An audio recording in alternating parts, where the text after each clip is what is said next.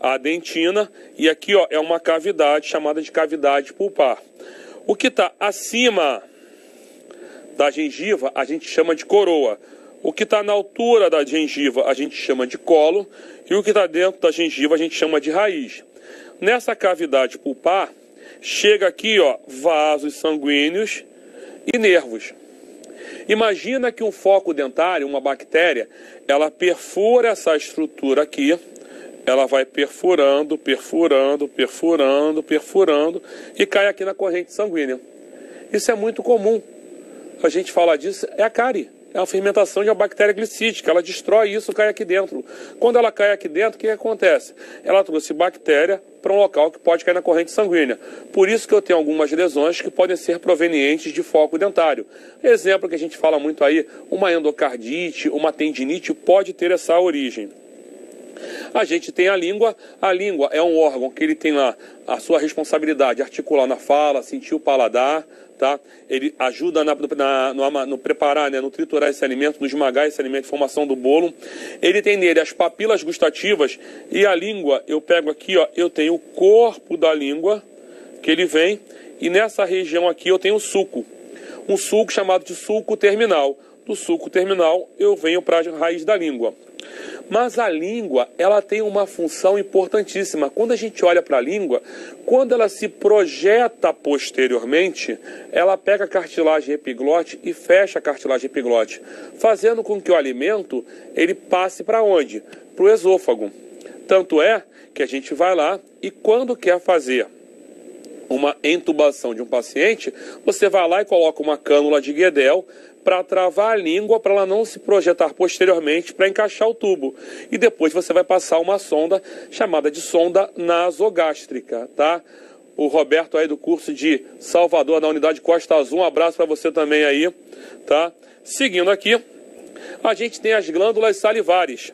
Glândulas salivares, são três as principais que a gente fala aí. A gente tem aqui, ó, a parótida, uma que está na região da mandíbula, que é a submandibular, e uma que está embaixo da língua, que é a sublingual. Então eu tenho uma parótida, a submandibular e a sublingual. São as três glândulas que vão estar fazendo o quê? Secretando dentro da onde? Dessa nossa cavidade oral, tá? Saliva ali, que vai auxiliar no processo digestório lá. O esôfago, tá? Saiu dali, vai para a faringe, e a gente já falou da faringe e falou também dali daquela questão relativo à tonsila palatina apenas, porque o restante a gente já vê no sistema respiratório, a passagem dela. A gente vai para o esôfago. O esôfago, ele é um tubo muscular que ele tem na sua parte proximal, tá? Na sua parte cervical, torácica e abdominal, mas na sua parte proximal ele tem musculatura estriada esquelética, depois ele vira musculatura lisa. E o esôfago, ele faz o seguinte: quando passa o bolo alimentar ali, ele inicia os movimentos peristálticos, tá? É uma característica desse esôfago, iniciar, tá, esse movimento peristáltico. Seguindo aí, dente é mais resistente que o osso, para ser sincero. Tá? Ele é mais resistente do que o osso. Então a gente vê aqui, ó, o movimento peristáltico, ele faz com que o alimento, quando ele entra ali, ele começa a ser empurrado para descer. Ele não consegue voltar. Por isso que dá aquela sensação ruim quando a gente faz com que esse alimento retorne, que é quando a gente, sem querer, ou às vezes por patologias lá, ou por doenças, o indivíduo vomita de propósito, tá? É um problema sério. Vamos seguir aqui, a gente vai para o estômago, e o estômago a gente percebe que ele é uma bolsa ali, né? É um órgão, uma bolsa, que ele vai trabalhar no processo de digestão. Ele tem aqui uma zona que a gente chama de zona cárdia, a gente tem aqui a região do fundo do estômago, que é essa região aqui, ó, o fundo do estômago. Você percebe que o estômago ele possui pregas, tá? Porém, na região do fundo não tem prega, tá? Na região do fundo do estômago não tem prega, mas no corpo do estômago tem prega. Aqui eu tenho uma região que a gente chama de zona pilórica, onde nessa área aqui eu tenho o antro pilórico. Eu tenho um ósseo aqui de entrada, que é o ósseo cárdico, que está nessa região aqui, e eu tenho um ósseo aqui de saída também com esfíncter, que é chamado de ósseo pilórico, e tem um esfíncter ali, esfíncter pilórico. Ele tem uma curvatura maior, que é essa mais externa, e a outra medial dela é uma curvatura menor. Tá? Ele é composto de músculos lisos. Eu tenho os músculos longitudinais, músculos circulares, que vão estar compondo esse estômago ali. Seguindo aí, a gente vai para a região do intestino, e eu tenho intestino delgado, que é a primeira parte, e na primeira parte do intestino delgado, eu tenho essa região aqui, ó, que eu chamo de duodeno. Ela vai do esfíncter pilórico até a flexura, duodeno jejunal. Recebe o nome de duodeno porque ele tem aproximadamente o tamanho de 12 dedos, tá? Por isso que recebe o nome de duodeno. Ele aqui, ó, vai estar recebendo essa estrutura aqui, ó, que é a ampola hepatopancreática. Opa, ampola hepatopancreática? Sim. Quando a gente olha essa ampola hepatopancreática, você percebe que aqui, ó, tá saindo, tá chegando um tubo vindo do fígado, que é o ducto colédoco, e um tubo vindo do pâncreas, que é o ducto pancreático principal. Saiu do duodeno, ele vai pegar essa estrutura aqui, que a gente chama como jejuno e o ilho. São as duas partes que a gente trabalha junto, jejuno e ilho. Então a gente fala duodeno, jejuno e ilho. São as três partes ali do nosso intestino delgado. O intestino delgado, na região do jejuno e ilho, acontece a absorção dos nutrientes. Quando a gente vai lá para o intestino grosso, eu tenho aqui, ó, como característica a existência dos áustros, que são essas estruturas. Eu tenho aqui, ó, a tênia, essa estrutura que chama-se tênia, e eu tenho aqui, ó, esses apêndices gordurosos, tá? Esses apêndices gordurosos, eles recebem o nome de apêndices epiploicos. Então vamos lá, áustro, tênia e apêndices epiploicos. São esses aqui. Então, seguindo aqui, a gente vê que o intestino grosso, a composição dele é essa. Mas quais são as partes dele? A primeira parte que a gente fala é essa aqui, ó. Depois que ele vem do ilho, ele vai aqui, ó, para uma estrutura chamada de ósteo iliocecal e uma válvula. Ele cai aqui, ó, no sécum. Essa área aqui recebe o nome de sécum.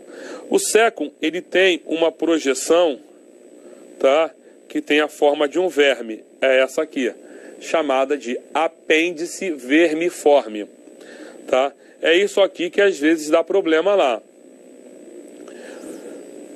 O alimento não vai para o fígado, tá? O fígado é uma estrutura. A Alice está perguntando para mim se o alimento vai para o fígado. Não, Alicia. O alimento, ele está lá onde? Ele está no estômago. O alimento está passando pelo tubo alimentar.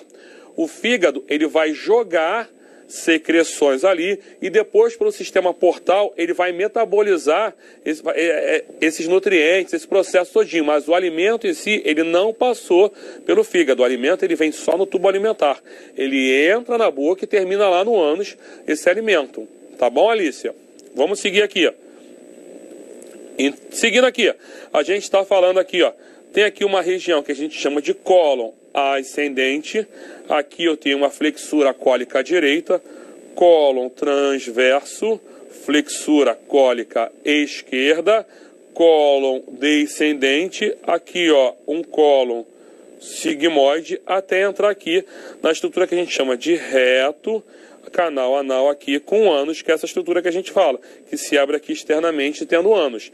Então, isso faz você entender por que normalmente, quando aquela criança está com gases, tudo, você faz uma massagem que ela vai do lado direito para o lado esquerdo. Essa massagem que vai do lado direito para o lado esquerdo está fazendo com que essa estrutura aqui, que a gente vem falando, você está ajudando no deslocamento, tá, do bolo alimentar ou inclusive dos gases. E aí chega lá no final, de repente a criança tem ali aqueles episódios de flatulência lá. Seguindo aqui a gente tem o fígado. O fígado está abaixo do diafragma.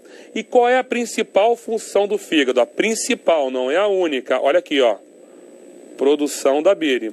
Mas o fígado, ele também auxilia ali no metabolismo. Ele auxilia no metabolismo de glicídios, de lipídios e de proteínas. Ele armazena glicogênio, tá? E vitaminas lá, na verdade vitaminas não, e vitaminas. Ele trabalha com um mecanismo de defesa, ele é um órgão que ele faz o quê? A hematopoiese. Ele ajuda na coagulação, fagocitose e detoxificação. Mas é interessante que o fígado, ele tem uma característica, tá? O fígado, ele tem a questão principal de ser um órgão que se regenera. Tanto é que hoje você fala exclusivamente de transplante de fígado. Transplante de lobo de fígado. Você tira um lobo só e leva para o outro indivíduo e ali ele se regenera. Seguindo aqui, vamos lá, galera. Aí a gente olha aqui, ó. O fígado eu divido em lobo direito, lobo esquerdo. Tem o ligamento aqui, ó. Um ligamento que tem a forma de foice, chamado de ligamento falciforme. Eu tenho um lobo aqui, ó, que ele tem a forma quadrada, lobo quadrado, e eu tenho um lobo aqui, ó, caudado. Essa estrutura aqui é a minha veia cava inferior, essa aqui, ó, que eu estou marcando, ó. Aqui eu tenho a vesícula biliar, que a gente já vai falar dela. E aqui a gente tem uma região que a gente chama de hilo hepático. Deixa eu apagar aqui, para a gente poder pegar aqui a região do hilo hepático. No hilo hepático, qual é a característica? Eu tenho 3 estruturas principais ali na região do hilo hepático. Eu tenho esse ducto aqui, que é o ducto colédoco, esse que eu estou marcando aqui, ó, que ele vai trazer a bile, aquele que vai se juntar lá na ampola hepatopancreática. Depois, eu tenho essa estrutura aqui, ó, que é uma artéria hepática própria, tá? E eu tenho uma estrutura aqui, ó, que é a veia porta. Lembra que vocês viram aí a questão da veia porta quando a gente fala principalmente, tá, do sistema portal, que perguntaram aqui para mim, o alimento não vai passar pelo fígado? Não, tá? Então, a digestão mecânica, ela acontece ali, na verdade, dentro esse alimento, ele passa dentro do tubo alimentar e as glândulas estão secretando ali, e dali vão sair os nutrientes para o corpo. Seguindo aqui, então isso aí vai ser feito através do sistema portal hepático. Então eu tenho aqui, ó, o ducto colédoco, a artéria hepática própria e aqui a veia porta. Seguindo aqui para vocês, a gente fala da vesícula biliar. A vesícula biliar, ela é uma estrutura sacular, ela é uma bolsa, tá?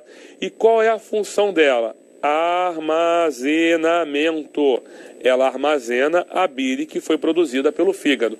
Então você vê que ela armazena a bile, vai através de um ducto cístico jogar aqui num ducto hepático comum, que vai se juntar ali para sair um ducto colédoco, tá?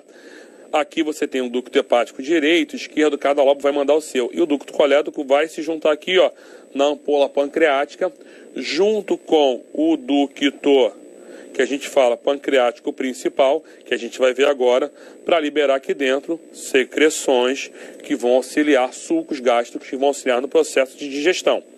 Aqui a gente tem o pâncreas.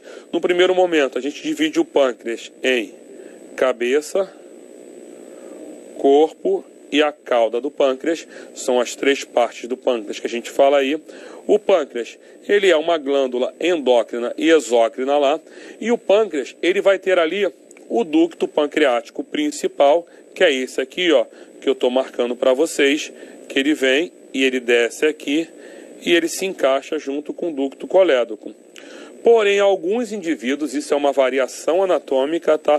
Porque não é comum a todos, tem esse ducto pancreático acessório aqui, ó, que é essa estrutura. Opa, fiz um desenho a mais aqui. Ducto pancreático acessório é essa estrutura aqui, ó, que a gente vê. Seguindo aí, vamos para o sistema urinário. Sistema urinário, qual é a função do sistema urinário quando a gente olha para ele, tá? O sistema urinário, ele é formado, né? A função dele, além da filtragem de tudo, ele é formado pelos órgãos produtores da urina. Que são quem? São os rins, são essas estruturas aqui, ó. É um número par. O rim direito, ele é mais baixo por conta de ter o que desse lado? No rim direito eu tenho aqui em cima um órgão que é o fígado. Tá aqui em cima o fígado. Então ele fica um pouco mais baixo do que o rim esquerdo. O rim, ele tem ali na sua superfície, ele tem 2 polos, um polo superior, um polo inferior. Na Parte do polo superior, ele tem uma glândula, que é essa aqui, chamada de glândula suprarrenal, tá? E a outra característica desse rim, ele tem ali uma margem lateral e uma margem medial, onde eu tenho ali o hilo renal ou a raiz renal. Nessa margem medial, automaticamente aqui, ó, a gente percebe que eu tenho estruturas, que são aqui a artéria renal, a veia renal, vasos linfáticos chegando ali também, e eu tenho ali o ureter, na verdade a pelve renal saindo. Seguindo aqui, outra via que faz parte do sistema urinário é o ureter, que é essa via aqui. Eu tenho a bexiga urinária e eu tenho aqui a uretra depois que sai da bexiga. Vamos avançar aqui. O rim, ele é retroperitoneal e a gente percebe que ele tem essa região aqui que é o córtex renal. Então, córtex renal. E ele tem uma região mais interna que eu vou aqui primeiro pintar ela toda e depois eu mudo. Aqui, ó, essa região aqui mais interna é o que? É a medula renal. Só que o córtex, ele entra na medula. Então, deixa eu apagar aqui para a gente ver que esse córtex entra na medula formando o quê? Quando ele entra na medula, ele forma o que ali? Colunas. Então, ele vai formar colunas nessa região. E aí você vê aqui, ó, que eu tenho coluna aqui, coluna aqui, coluna aqui, coluna aqui. E eu percebo que ele divide a minha medula renal em pirâmides. Aqui as pirâmides. Tá? Outra coisa que eu percebo, então, vem aqui, ó, tá? Da estrutura do córtex, produção da urina, ela cai na pirâmide, que a gente já vai falar do néfron já, que vai cair nos cálices menores, que são esses aqui, ó, que eu estou pintando agora de preto, que vão cair aqui, ó, nos cálices maiores, que vai cair aqui, ó, na pelve renal, para vir para o ureter. Seguindo aqui, ureter, a gente vê que ele tem uma parte, é um tubo muscular. O ureter, ele é um tubo muscular, que qual é a função dele? Ele vai conduzir a urina do rim até a bexiga. Então, quando ele conduz essa urina do rim até a bexiga, automaticamente ele está transportando ali. Porém, também quando sai o cálculo, ele vai passar aqui por dentro todinho, né? Eu tenho uma parte que a gente chama de parte pélvica e uma... desculpa aqui, troquei, né? Botei aqui a parte de cima é a parte abdominal e a parte de baixo, que é essa aqui, é uma parte pélvica. E quando chega na região da bexiga, aí ela tem uma função. Ela vai pegar essa urina e vai transformar o quê? Esse fluxo, que é um fluxo intermitente, na verdade é um fluxo contínuo, ele está caindo urina direto, ela absorve, ela enche, até o momento que você sente vontade de mictar. E aí ela transformou esse fluxo constante num fluxo periódico, tá? Ele botou no fluxo contínuo para um fluxo periódico para você poder realizar a micção. A uretra é um tubo mediano, quer dizer o quê? Está na linha mediana do corpo, tá? Que estabelece a comunicação com o meio exterior. A uretra feminina, ela é via exclusiva de micção. A uretra masculina, ela é via de micção e ejaculação. Essa uretra aqui, a gente vai falar dela com calma agora, quando a gente falar de sistema genital masculino e feminino. Seguindo aí, vamos para o genital masculino e a gente começa falando das gônadas. A gente tem aqui, ó, as gônadas masculinas, que são os testículos, tá? Que eles são os órgãos responsáveis pela produção do espermatozoide. Ele produz o espermatozoide, tá? Através ali de lóbulos testiculares, que a gente está marcando aqui, ó, para vocês, são os lóbulos testiculares, que eles vão conduzir o espermatozoide por ductos ali, até uma rede testicular, que é essa região aqui, ó, e depois ele sai por túbulos ali, até para o próximo órgão, que é quem? Para essa estrutura aqui, que depois a gente vai ver, que é o nosso epidídimo. Os testículos, eles têm uma função ali, que eles têm que ter uma temperatura ideal. Então eles têm uma função de termorregulagem ali também. Caiu no epidídimo, eu vou perceber que eu tenho a cabeça do epidídimo, o corpo e aqui embaixo a cauda. É interessante que o espermatozoide ele chega aqui, ele vai descer e o próprio epidídimo ele já dificulta a passagem, então ele faz uma seleção natural. Então nessa região aqui, que é mais vascularizada, essa região aqui de baixo do epidídimo, ela é mais vascularizada próxima à cauda para manter esse espermatozoide vivo, até o momento que ocorre o que? A ejaculação, e ele sai por esse tubo aqui, ó, chamado de ducto deferente. O ducto deferente, ele sai da região ali posterior ao testículo e vai fazer o quê? Vai percorrer todo esse caminho, levando o espermatozoide. Entenda que a gente está falando de espermatozoide. A gente não está falando aqui, tá? A gente não está falando de sêmen em si, é mais espermatozoide. A gente está falando aqui aproximadamente, tá, 5% do volume de sêmen que está falando do indivíduo. Alguns indivíduos vão lá e fazem uma cirurgia nessa região aqui e cortam esse ducto deferente. Faz a deferentectomia ou vasectomia. Esse ducto deferente, ele faz parte do funículo espermático, tá? Seguindo aqui, a gente vai chegar ali atrás e vai ter a glândula seminal. Galera, olha aqui, é glândula, não é vesícula, porque ela não armazena, ela produz o líquido seminal lá. Então ela vai ser responsável por produzir esse líquido, que vai mandar um ducto junto com o ducto deferente. Eles vão passar aqui por dentro da próstata. Quando ele passa por dentro da próstata, ele recebe o nome aqui, ó, de ducto ejaculatório. Eu estou falando isso porque alguns autores chamam de vesícula seminal, mas a própria nômina anatômica, ela se refere à glândula, tá? Então passa aqui pelo ducto ejaculatório e aqui vai desembocar na região da próstata. Então eu tenho a uretra, que ele tem uma parte aqui que a gente chama de parte prostática. Seguindo aqui, a gente vai passar por dentro da próstata e na próstata vai ter uma característica. Vai transformar essa substância em mais alcalina. Vai transformar ela em alcalina para quando ela chegar no ambiente da vagina, que é um ambiente mais ácido, conseguir ter um controle de pH e favorecer com que o espermatozoide, né, favorecer a fecundação lá. A gente percebe aqui, nessa imagem, vou aproveitar, as partes da uretra. Você vê que a uretra masculina, ela tem uma parte aqui prostática, que está na próstata. Eu tenho uma parte aqui que tem aquela glândula bulbo-uretral. E eu tenho uma parte aqui esponjosa. É uma região aqui. Seguindo aqui, a gente tem as glândulas bulbo-uretrais, que são essas estruturas aqui.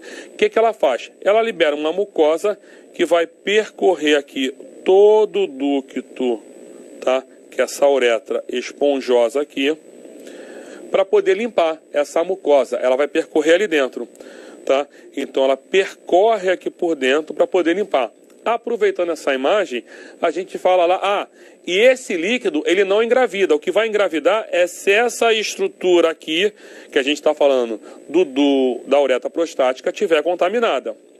Aproveitando que a gente está falando aqui nessa imagem já, a gente vê aqui dois corpos cilíndricos. Na verdade, a gente tem a imagem de dois, mas são três. Eu tenho essa estrutura aqui, que é o corpo esponjoso, que ele tem uma dilatação proximal, que é chamada de bulbo, por isso que é a glândula bulbo-uretral, e uma dilatação distal, que é chamada de glande. E aqui eu tenho o corpo cavernoso, tá? Seguindo aqui, você percebe que então os dois corpos cavernosos com o corpo esponjoso formam ali a região do corpo do pênis. A glande, ela tem essa estrutura aqui ao redor dela, que é a coroa da glande, e abaixo ela tem automaticamente ali um colo. A gente percebe que na região do colo existe aqui, ó, um frênulo, tá? E essa glande, ela é recoberta pelo prepúcio. Tá? Então esse prepúcio ali, ele recobre a glande, que a gente vê aqui, ó, é aquela pelezinha que recobre a glande. Outra estrutura que a gente tem aqui é a bolsa escrotal, ou o escroto propriamente dito, que ele é separado ali, né, por um septo escrotal.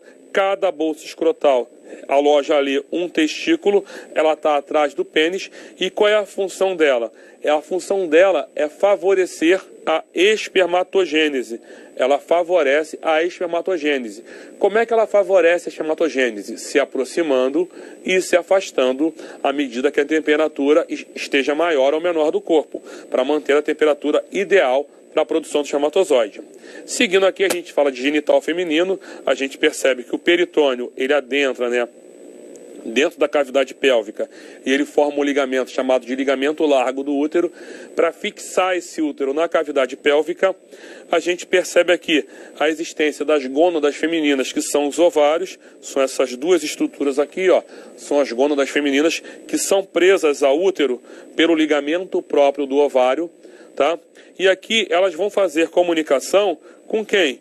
Que essa aqui é as gônadas, ali ela tem a função de armazenar os óvulos, né, de produzir os óvulos ali, tá, com o armazenamento dos óvulos e produção de hormônio. Elas vão fazer comunicação com a tuba uterina, que vai trazer justamente esse óvulo que foi liberado até o útero.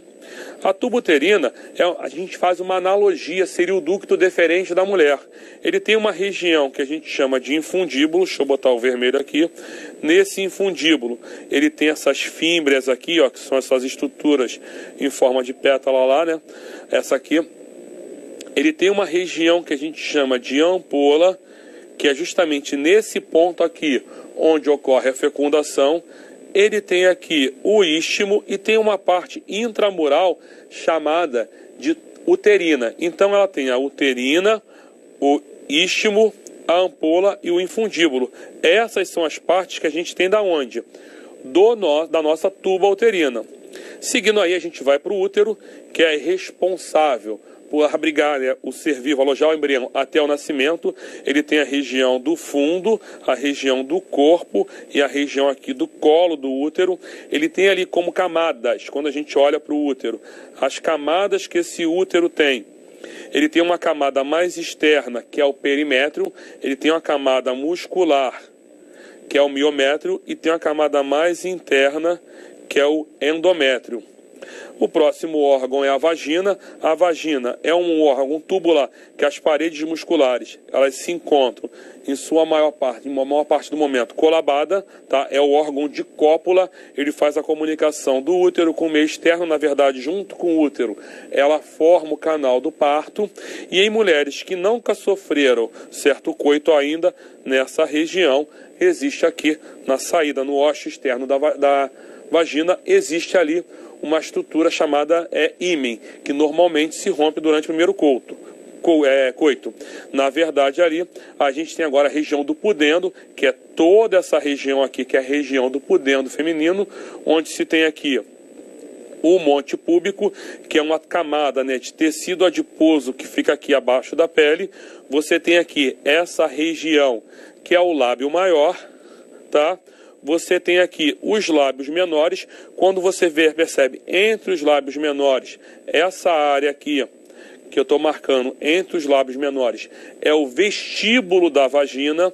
Nessa região do vestíbulo da vagina, você tem esse orifício, que é o ósseo externo da uretra, esse orifício, que é o ósseo da vagina, e tem outros orifíciozinhos aqui, que é justamente os orifícios das glândulas vestibulares.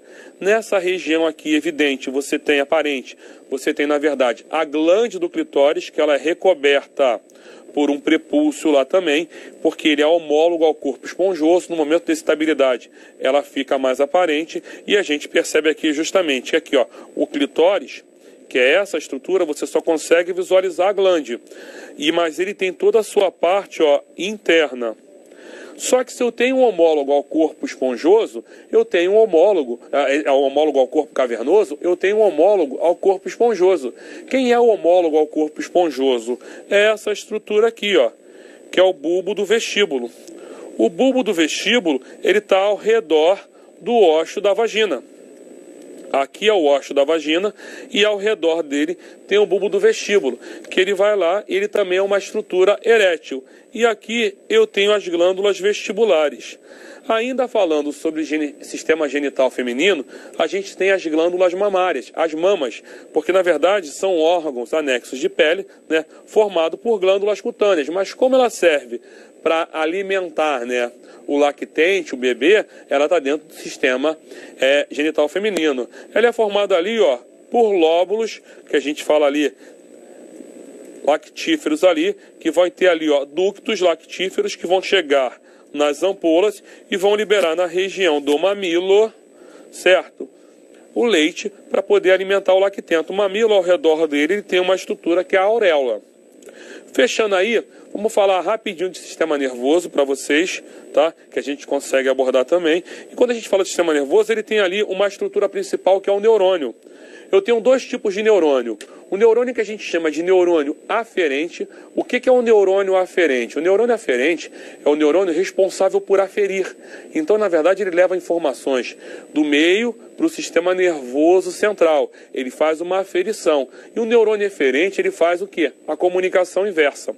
Então, quando a gente vê esses dois neurônios, um é responsável por levar informação para o sistema nervoso central, o outro é responsável por trazer informação do sistema nervoso central para o sistema nervoso periférico, é o neurônio eferente. Porém, eu tenho neurônios que ligam os dois, tá? É um neurônio que a gente chama de neurônio internucial ou interneurônio. Ele faz uma ligação entre os dois, muitos utilizados aonde? Quando a gente faz movimentos reflexos. Quando a gente vê aí, essas células, elas têm uma característica diferenciada, dois potenciais, de irritabilidade e de condutibilidade. Elas se juntam formando uma placa neural.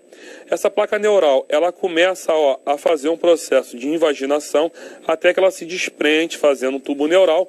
E esse tubo neural, ele se dilata não de maneira homogênea, tá? Quando ele se dilata não de maneira homogênea, ele vai dar origem ao